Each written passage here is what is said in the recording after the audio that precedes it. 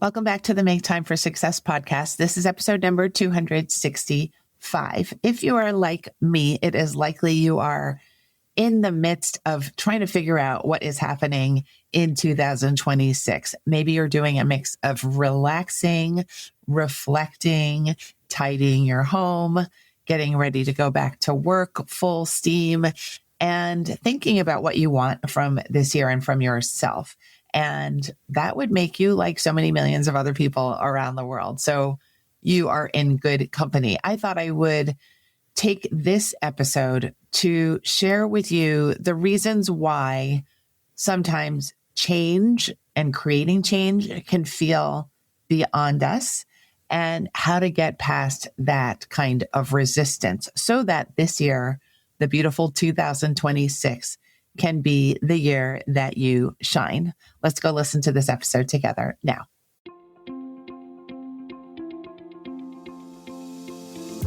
Hi, I'm Dr. Christine Lee, and I'm a psychologist and a procrastination coach. I've helped thousands of people move past procrastination and overwhelm so they could begin working to their potential. In this podcast, you're going to learn powerful strategies for getting your mind, body, and energy to work together so that you can focus on what's really important and accomplish the goals you want to achieve. When you start living within your full power, you're going to see how being productive can be easy and how you can create success on demand. Welcome to the Make Time for Success podcast. So I hope the New Year's energy and good feelings are with you still. I think I'm going to plan my episodes for this January to really be in the theme of new beginnings and changes and doing things in a way that is very sane and successful for each of us. So today I thought I would create this mini episode. It's an episode about why getting things done and changing our habits can feel more difficult than we even think, and the way around that difficulty. So I believe the reason we fail to get things done is that we are all telling ourselves stories. We overlay our personal beliefs, our stories, our feelings about how difficult things are, how much time things take, how things are too burdensome for our current energy level. We overlay those kinds of stories onto our to-do list or our goals. And then what happens is we forget what we actually want to see in our lives. We forget that we have big goals that we're interested in accomplishing. And what we do is we end up quitting. We end up trying and then failing because we're not consistent and because we're believing our own stories that we don't have what it takes. We don't have enough time. We don't have enough energy, and we're not the right people for the job.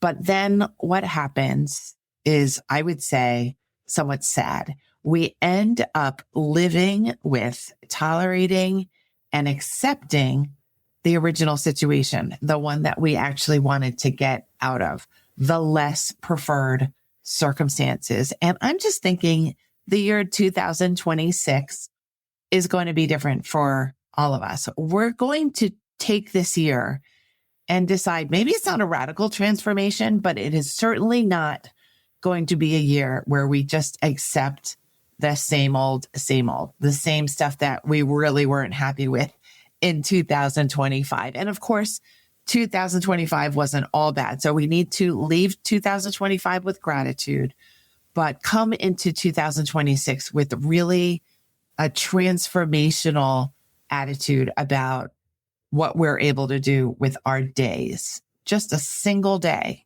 can really hold giant possibilities of transformation. When you believe that, when you live that, when you practice that, your year has changed already. So even though it's the beginning of the year, it's a perfect time for you to decide, why am I going to stay with the old stuff? I don't need to.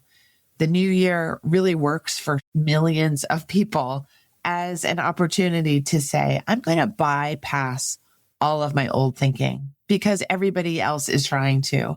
And I'm going to bypass my old habits because I have some downtime, because it's winter, because I say so, and then try some new things on. The whole pattern of staying with what is not preferred, the old habits, is really why I oftentimes mention physical clutter and the importance of getting physical clutter taken care of so often, because the whole reason why we tolerate clutter is because we're sticking with those old beliefs that we don't have time, that other things are more important, that we don't have the energy, that we don't have the space to fit in things, that other people have given us this stuff, so we can't give it up. But again, the beginning of the year is this wonderful time to say, enough with my old self, enough with my old belief patterns and systems, enough with feeling like I'm stuck holding on to stuff that I actually do not want. So the backstory of this episode is that I was going through some piles of clothes in my own bedroom, in my own home. This particular set of piles included unworn clothes, slightly old clothes, slightly not my size anymore clothes, and clothes that were really not appealing to me in the slightest. I was just tired of them. And I've been feeling lately my wardrobe needs a total overhaul, but that's another issue. But this pile was really not making me very happy. And I was sorting through and getting some stuff out of the way, but I was realizing that my brain was still making arguments for keeping these tattered, old, unworn, unstylish, unme clothes. And I thought that was really interesting because I was in this pile of clothes because I had this expressed interest that I was going to be ruthless with my decluttering this January period. So even when I was completely feeling committed, my brain was coming at me with thoughts of, oh, you paid a lot of money for that. Oh, that is a reasonable piece of clothing. Oh, maybe you can lose some pounds and fit into that item after all. And I thought that was interesting enough to talk about here. It really shows us that our brains are really trying to help us manage, help us to stay alive, and help us to maintain the status quo. And if you don't know what status quo means, status quo just means the current scenario, because the brain knows you can survive the current scenario because you are currently living in the current scenario. The brain knows that I'm not going to die if I just shove this pile of old tattered clothes back into my dresser drawer. But it is worried that if I do something new, like toss all these clothes, I might experience some stress that will just be the end of me. Now, we all know, hopefully, that sorting clothes and sorting clutter is not a life and death scenario. Thank goodness. But sometimes we act like it is. Sometimes we think, I'm just going to collapse if I have to sort anymore or if I have to make these decisions anymore, because these decisions actually do drain our energy. And again, our brain's main task is to make sure we're not wasting our energy, depleting our energy to the point where we don't have enough to survive. So how do we work around this brain setup situation? And how do we get through this pile of clothes that is really just begging us to get through it? What we do is we decide consistently that we are safe. First of all, we're not in any threat of dying, thankfully. And we are also going to do something more. We are going to override our brain's belief that we should keep things the same. Instead of keeping things the same, we are going to say, I am choosing my happiness and I am choosing my chosen goal instead of sticking with my old habits. I will repeat that because it is super important for transformation. You are going to tell your brain, I am going to choose my happiness and I'm going to choose my chosen goal over sticking with the status quo. When you do this, when you tell yourself what to do, when you do this consistently, you will have less clutter, not just physical clutter. You will have less emotional clutter, less schedule clutter, less mind clutter, and you're going to have less worry because you will be taking action steps towards the things and the situations and the life circumstances that actually make you happy. And we all know that our brains, as much as they're our biggest supporter, also sometimes make us really unhappy with thoughts of catastrophe, with thoughts of I'm not good enough, with thoughts of self-doubt. So we need to make peace with the fact that our brain isn't always working for us for our highest goals. But we also have to side with ourselves in a really deep, meaningful, and consistent way. I keep using the word consistent today because you can't just do this in one day. It's not just one pile of clothes, right? So we really need to check in with ourselves every morning. I now journal to myself, with myself, for myself every single morning, at least for the few days that we've had in January 2026. And I am sticking with this habit because it is keeping me grounded. It is keeping me real. It is keeping me safe. And it is keeping me feeling like I've got this year under control. I've got my goals in view, and I'm not going to let go of my bigger goals. And believe you me, my goals are not just to declutter my home and my clothes. My goals are really big this year, and they go way beyond clothing. So let me know how this translates for you in your life. What is one master plan goal that you have for this year that is not going to overwhelm you, but it is going to inspire you? It's going to stimulate you. It's going to keep you consistent. It's going to keep cropping up in your journal entries. Think for a while what is important for you to achieve, to see, and to make happen this year. This is the blessing of January.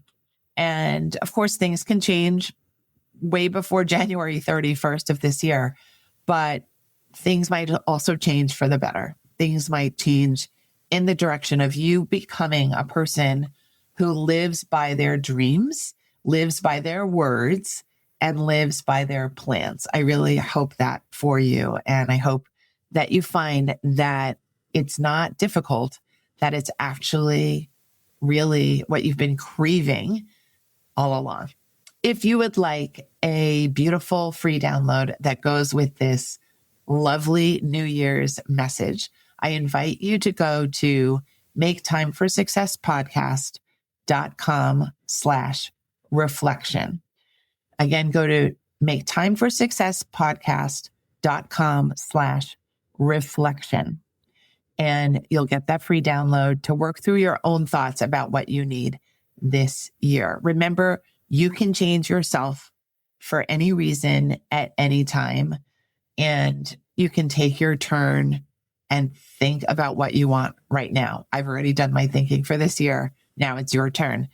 What will you decide to change? Not because you feel like you are not enough, but because you truly desire this kind of change. Who do you want to become? What identity do you wish to bring to the surface? What practices do you want to start? What practices do you want to continue? What practices do you want to say goodbye to? This is all yours to consider, but know that indecision is not going to get you very far, but taking action steps really will get you there. And after all, this is a new beginning for you to enjoy. I'm going to read to you something that I wrote when I was jotting down notes for this episode. And I think I'm going to make this a mini practice for the podcast this year, where I will write down some things and I will read that aloud. And then I invite you to read along with me and repeat what I'm saying as affirmations to yourself for your power and your potential. I choose to side with the part of me that understands that my choices matter, that my choices open up opportunities, and that my time is truly precious and priceless. I move forward with confidence in myself that I can handle what is coming. And not only that, I can really learn to be more deeply myself as I learn how to navigate what comes my way and what I choose. I understand that I will always be supported when I back myself, when I follow my intuition and what I desire to wish and see, and when I remember to add fuel to my passions every day. The timeline may not be fully in my control, but the direction I travel in surely is. I hope you enjoyed this episode. I look forward to bringing you the next one next Thursday. Make sure to subscribe to the show and leave a review for the show if you haven't already. I would love that. And please make sure it's a 5-star review. Of course. I'll see you next week. Thanks so much. Bye. Thank you for listening to this episode of the Make Time for Success podcast. If you enjoyed what you've heard, you can subscribe to make sure you get notified of upcoming episodes. You can also visit our website, maketimeforsuccesspodcast.com, for past episodes, show notes, and all the resources we mentioned on the show. Feel free to connect with me over on Instagram too. You can find me there under the name Procrastination Coach. Send me a DM and let me know what your thoughts are about the episodes you've been listening to. And let me know any topics that you might like me to talk about on the show. I'd love to hear all about how you're making time for success. Talk to you soon.